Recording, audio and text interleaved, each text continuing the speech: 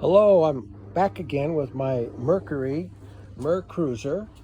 It's a Milan, and so this all began because I washed the engine like a crazy asshole, and that's how I have to do it because I kind of pissed myself off when I did it.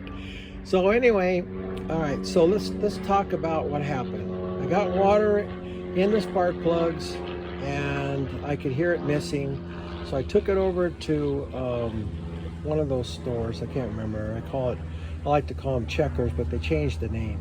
And they did they put the electronic thing on it, and they said number 1 and number 4 were misfiring. So, okay, they said that's where you got the water at.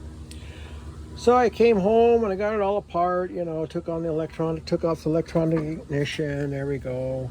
And water was inside 2 of these, and I could tell, well, I got water in the engine, and that's why it's acting like it is. So I started undoing the spark plugs. Well, what did I find? A year ago I did a tune-up.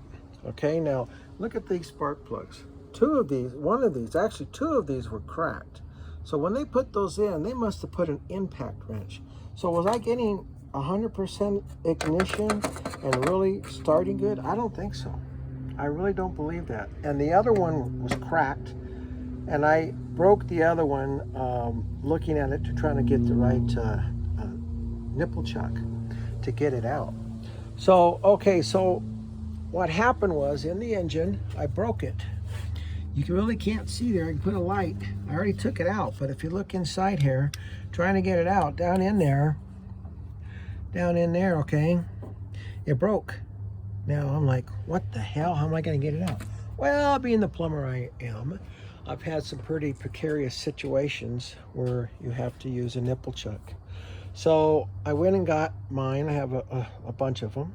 And I don't know, we all call them different things, but there it is. I attached it to my 1/2-inch drive socket. Now I can't get this off because I had to hammer this down in here. And, you put it into the right, and then you unscrew it to the left to take it out.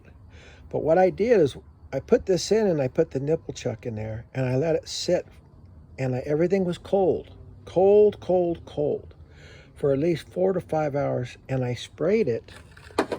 Not with WD-40, because WD-40 is really not the best when it comes to breaking loose nuts and bolts. I used this blast stuff. Okay, now I'm not promoting or anything. I just went to the store and bought it, and I asked the guy, which is the best one? He says, well, I use this. So I soaked it up, and I tried to make sure that I didn't get it more into the engine. That's why I left this in there. That way it would soak up around all these edges. So I let it soak for 4 or 5 hours. I had it in there. I put my long extension on there with my 1/2-inch drive. And so let me get this together here and I'll show you. I put this together. I didn't have to put a cheater bar, but you have to use a little strength, and I was hoping I didn't break it. And I didn't break it. So there we go. I used this and attached it, and then I took it off, and it came right out. And down inside, you could see the water.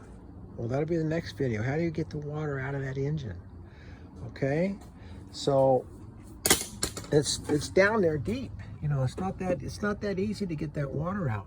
So there was water down 2 of those heads. I call them heads because I don't know. So next video. Bye.